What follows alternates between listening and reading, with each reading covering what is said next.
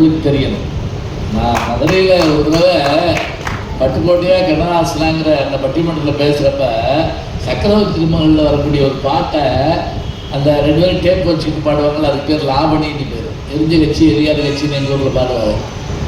அதை அந்த என்எஸ் கிருஷ்ணனும் எம்ஜிஆர் பாடுவாங்க. உலகத்திலே பயங்கரமான ஆயுதம் எது, ஈட்டி கத்தி கோடாரி இதெல்லாம் இல்லை, நிலைகெட்டு போன நயவஞ்சகனின் நாக்குத்தான் அதுன்னு முடிப்பாங்க அந்த பாட்டு. பட்டுக்கோட்டைன்னு சொல்லிவிட்டாங்க. நான் சொல்கிறது ஒரு 30-35 வருஷத்துக்கு முதல்ல. கூட்டத்திலேருந்து ஒரு எந்திரிச்சு மதுரையில் அது ஒரு பெரிய கஷ்டம். கீழே இருந்து உடனே சொல்லிவிடுவாங்க, இது பட்டுக்கோட்டை பாட்டு இல்லைட்டார் அவர். எனக்கு அப்படியே முகமெல்லாம் வேர்த்து போச்சு. புதுசாக பேசுகிறாள் நான். அப்போ உடனே நான் கோவத்தோட அப்போ யாருன்னு சொல்லுங்க, அதே எனக்கு தெரியாது, ஆனால் அது பட்டுக்கோட்டை இல்லைன்னு தெரியும். இப்போ என்ன பண்ணுறது எனக்கு தெரியல. சரியா, இப்போதைக்கு நான் பட்டுக்கோட்டைன்னு இருக்கேன், நீங்கள் இல்லைன்னு இருக்கீங்க. நம்ம இன்னொரு பட்டிமன்றத்தில் சந்திப்போம்ட்டு நான் உடனே என்ன செஞ்சேன்னா, அப்போல்லாம் கூகுளும் கிடையாது, ஒன்றும் கிடையாது. இன்னைக்கு தான் மாதா பிதா குரு கூகுள் தெய்வம்னு கண்டுபிடிச்சி வச்சுருக்காங்க. ஞாயிற்றுக்கிழமை சந்தானி எங்கள் ஊரில் விட்டுங்க, பழைய சினிமாக்களுடைய பாட்டு புத்தகம் பூரா அதில் இருக்கும். அதை போய் தேடி எடுத்து அதில் தான் கரெக்டாக போட்டிருப்பாங்க. சக்கரவர்த்தி திருமகள்னு அந்த படத்தில் வரக்கூடிய பாட்டு. இது எழுதினவர் யாருன்னு இப்போ உங்கள்கிட்டே கூட கேட்குறேன். இன்னைக்கு நான் அவர் என்னைய பட்டுக்கோட்டை இல்லைன்ட்டார், நீங்கள் சொல்லுங்க அப்போ யாருன்னு. அந்த புத்தகம் அந்த பாட்டு என்னன்னா, அந்த இது புகையும் நெருப்பில்லாமல் எரிவது அது, பசித்து வாடும் மக்கள் வயிறு அது. கேள்வி பதிலாக ஒரு சக்கரவர்த்தி திருமகள் எம்ஜிஆர் என்எஸ் கிருஷ்ணன் டேப் வச்சு பாடுவாங்க. இந்த கவிதை எழுதுனது யாருன்னு கேட்டிங்கன்னா, கிழவன் சுந்தரம்னு அதில் போட்டுருந்துச்சுங்க. அப்புறம் நான் அந்த தமிழ் சினிமாவின் வரலாறு எடுத்து படித்தப்ப கிளவுன்னா கோமாளி, இந்த கோமாளிக்கு இது வச்சுப்பா கிளவுன் சுந்தரம்ங்க. அவர் எழுதின பாட்டு தான் அந்த பாட்டு. பாருங்க, நமக்கு பல விஷயங்கள் தெரியல. அதுவும் இந்த நம்ம வாழ்கிற காலத்திலேயே சில விஷயம் நமக்கு தெரியாமல் போதேங்கிற வருத்தம் நமக்கு இருக்குது. ரொம்ப அருமையாக சொன்னாங்க, அழகாக பேசினாரு, அருமையாக பாடினார். அது பாருங்க, பொய் அவனை வாழ விடாது, உண்மை அவனை சாக விடாது. ஹரிச்சந்திரனுடைய வரலாறு இருந்தாருங்க. மனைவி மகன் ஏற்கனவே செத்துட்டான், பாம்பு அடிச்சு, மனைவியை வெட்ட வேண்டிய சூழல் வந்துருச்சு. அப்பவும் பொய் சொல்ல மாட்டேன். அப்போ கூட அந்த விஸ்வாமித்திரர் தோண்டி சொல்றாரு, எனக்கு தந்த பொருளை இல்லைன்னு சொல்லிவிடு, எல்லாத்தையும் திருப்பி கொடுத்து எல்லாத்தையும் மாற்றி விட்டுறேங்கிறார். போயா உட்பட்ட நீ என்ன, அப்படி நிற்கிறாம வாழ வீசினான் பாருங்க. அது பூமாலையாக அவள் கழுத்தில் விழுந்தது. இதெல்லாம் நம்புற மாதிரி அங்கே இருக்குன்னு நம்ம இந்த விமல் படத்தில் கேட்குற மாதிரி கேட்கக்கூடாது. அது என்ன அப்படின்னா, உண்மைக்கு அழிவில்லை என்று நமக்கு காட்டுவதற்கு ஒருவன் வாழ்க்கை, அதான் உண்மை. அதனால ஹரிச்சந்திரனுடைய கதையை நாடகமாக பார்த்த காந்தியடிகள் என்ன செஞ்சார், வாழ்நாள்னு பொய் பேசக்கூடாதுன்னு வாழ்ந்தார். அதுவும் மது, மாது, மாமிசம், இந்த மூணும் நீ வெளியில் சாப்பிடக்கூடாதுன்னு சொன்னாங்க. நம்மளால தான் என்ன செய்வோம், விசாவை ரத்து பண்ணு, நான் போகிறதே அதுக்கு தான் போயிட்டு இருக்கேன். அவர் சொன்னார், இன்னைக்கு மட்டும் இல்லை, நான் என்னைக்கும் தொட மாட்டேன், பிற மாதிரி சிந்தையாலும் தொடை.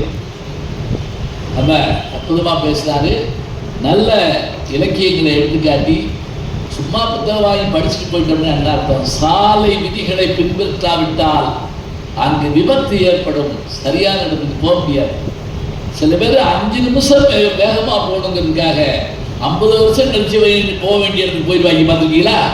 அது எந்த இடமும் நமக்கு தெரியும், ஆக்சிடென்ட். அப்போ வாழ்க்கை விதிகள் எதுவோ அதுதான் இலக்கியம் தருகிறது. 4 பேருக்கு நல்ல பாராட்டு கொடுத்துருக்கேன். இப்போ ஒரே ஒரு புத்தகம்தான் இருக்குது, இருக்கட்டும், அது பரவாயில்ல. இடையில நான் கேள்வி கேட்டாலும் கேட்பேன், சொல்ல முடியாது. இதெல்லாம் வச்சுருக்கீங்களா? உங்கள் இல்லையா? அப்படியா? நீங்கள் எதுக்கு எடுத்து வச்சுருக்கிய? அப்படியா?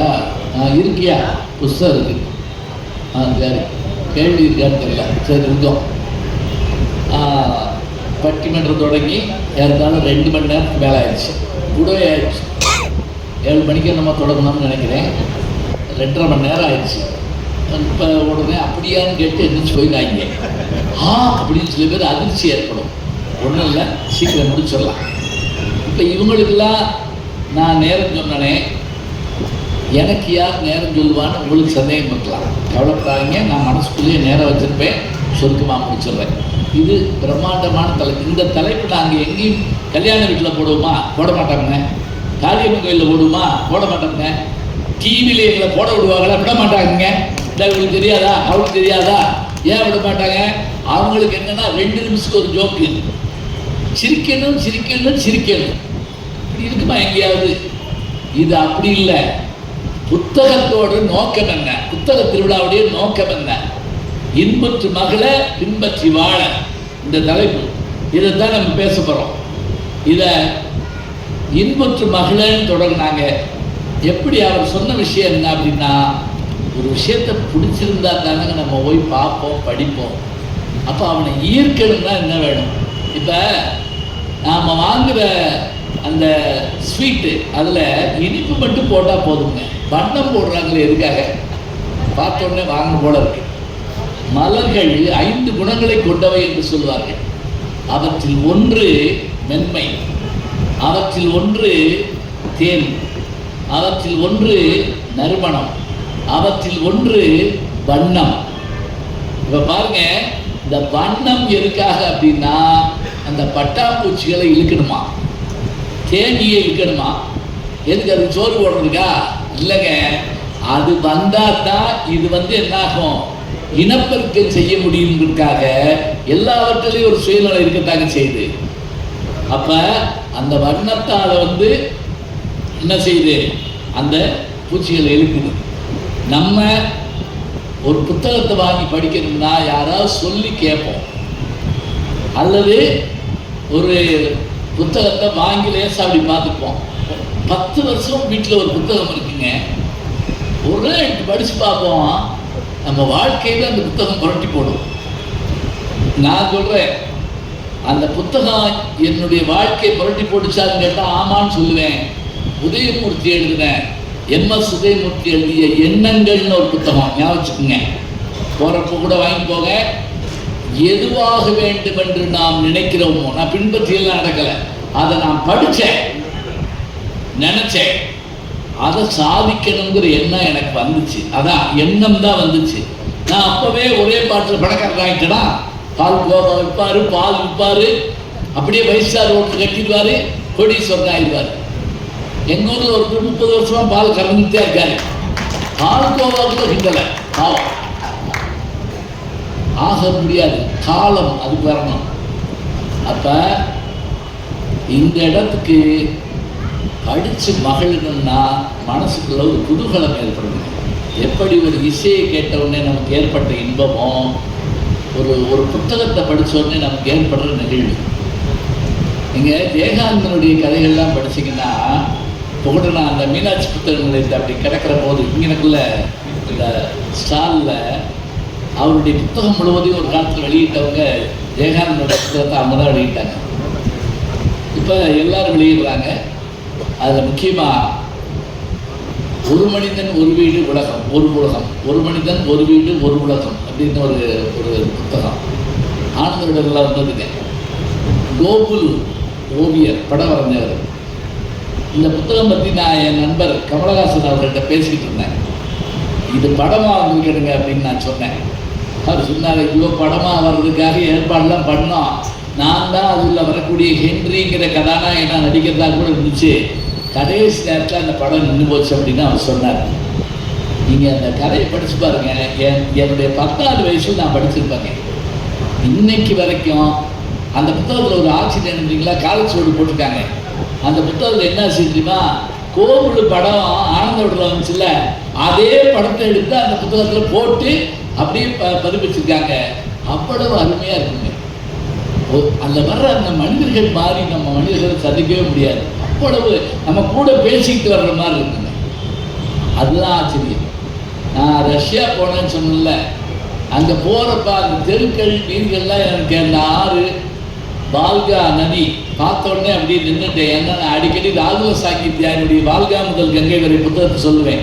இதுதான் வாழ்காவா சார், கங்கை பார்த்துருக்கோம், இன்னைக்கு வாழ்கா பார்த்துட்டோம், சந்தோஷப்பட்டேன். அதில் வர்ற தெரு எல்லாத்தையும் எங்கேயோ பார்த்துருக்க மாதிரி இருந்துச்சு. நெஞ்ச மறப்பதில்லை மாதிரிலாம் இல்லை. அந்த ரஷ்ய புத்தகங்களை படித்து படித்து படித்து படித்து அந்த வீதி தெரு அப்படி புக்கு திரும்பினா இது அப்படிங்கிறதுலாம் நம்ம மனசுக்குள்ள பதிவாயிருக்குங்க. இவங்க சொன்னாங்கல்ல, அந்த ரயில்வே பலகை போடப்பட்ட மேடைன்னு சொல்கிறப்ப நமக்கு அந்த இடம் தெரியுது பாருங்க. அது மாதிரி அந்த புத்தகங்களை நம்ம படிக்கிறப்ப அவ்வளோ சந்தோஷமாக இருக்கும். பள்ளிக்கூடத்தில் ஒரு நாள் மட்டும் லைப்ரரியில், அதாவது நூலகம் இருக்கும்.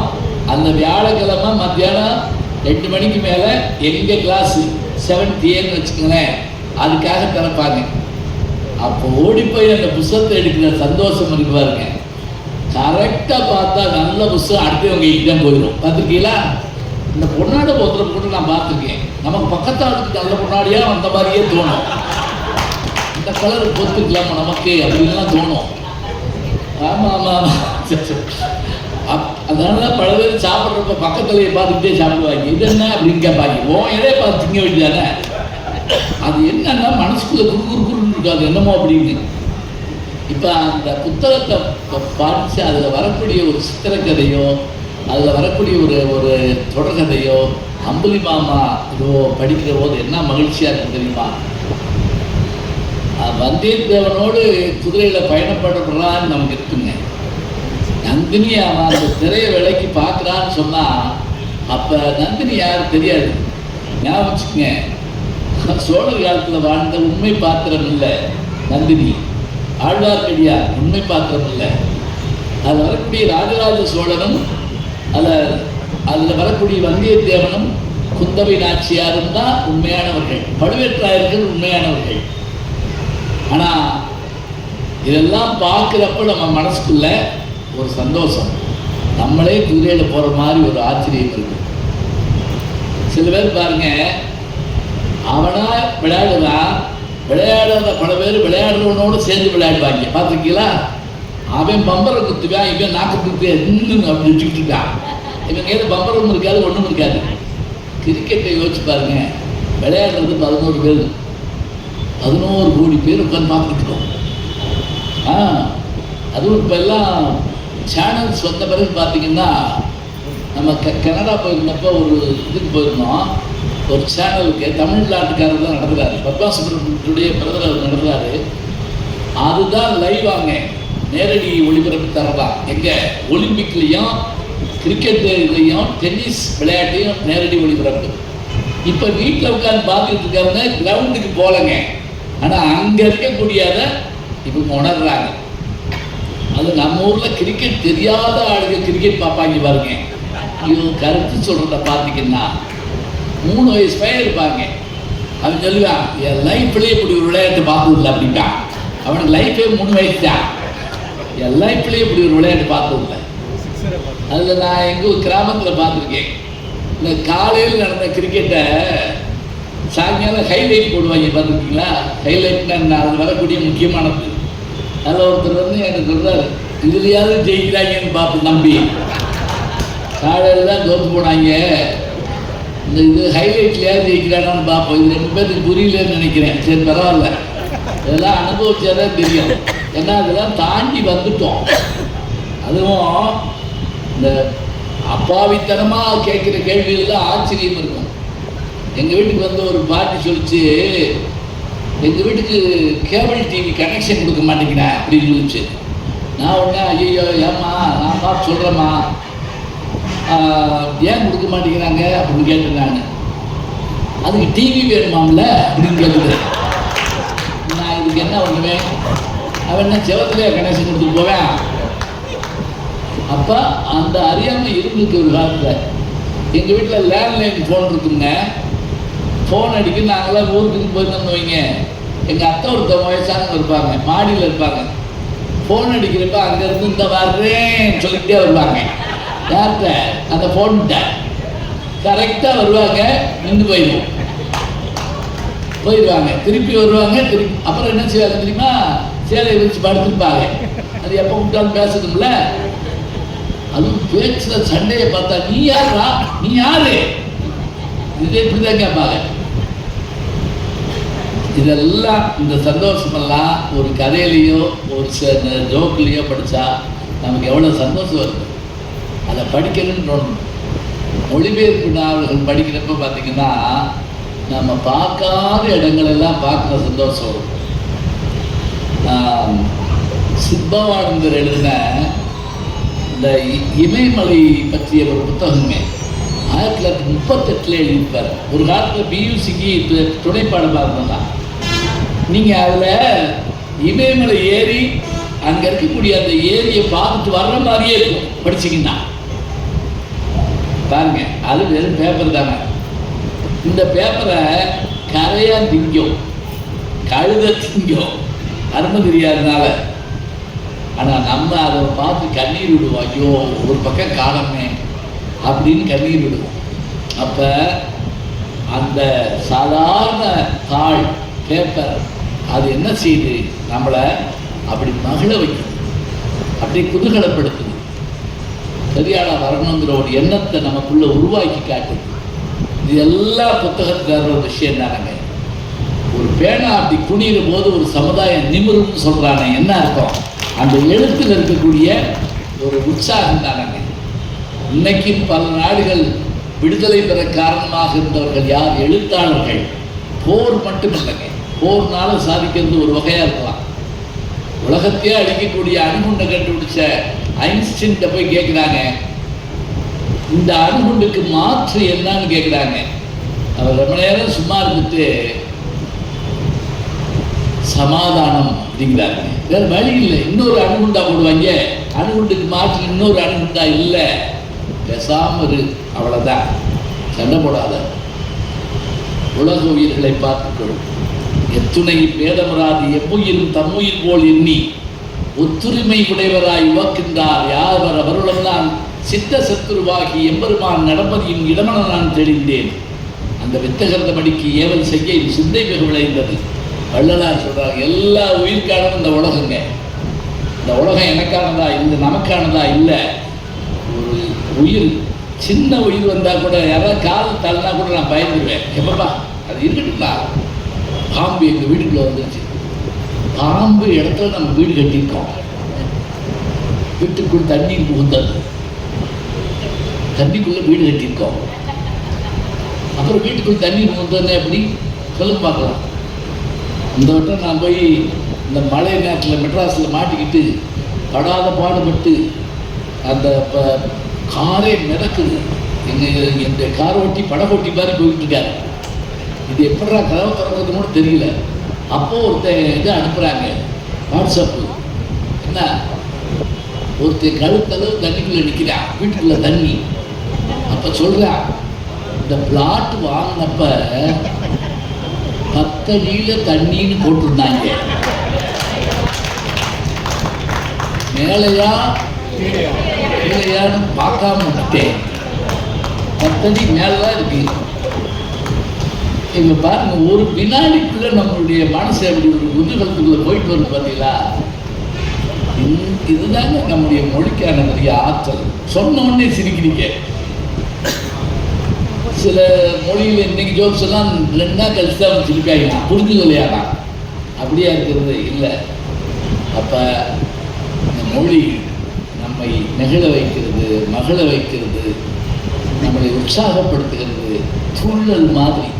இந்த ஜாக்கி சான் படம் பார்த்து சில பேர் எதையாவது உடைக்கிற மாதிரி கோவத்தோடு உருவாக்கி பார்த்துருக்கீங்களா? டங்குன்னு தப்பி போவாங்க. இந்த படம் பார்த்து வந்த வச்சு அது என்ன படம்னு பார்க்கலாம். ஒருதலை ராகம்னு ஒரு படம் வந்து சரிங்களா? சீராஜேந்திரன் எடுத்த ஒரே நல்ல படம். அந்த படத்தில் அது 80s வந்தப்போ நான் காலேஜில் படிச்சுட்டு இருந்தேன். ஆச்சரியம், இன்டர்வல் அப்பங்க முறுக்கு கூட எவ்வளோ வாங்கிட்டீங்களேங்க. ஏன்னா அந்த சோகம் போயிடுவான். அப்படியே சோகத்துலேயே ஆழ்ந்துட்டாங்க எல்லாரும். ஒரு படம் அப்படி செய்யுது.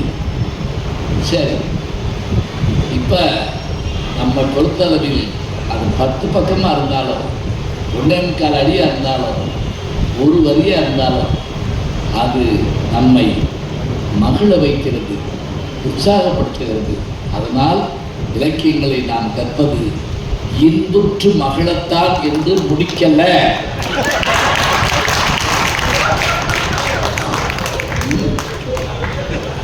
இன்னும் பணம் வாங்கலை, போனா போய்க்குங்க, எனக்கு என்ன வந்துச்சு.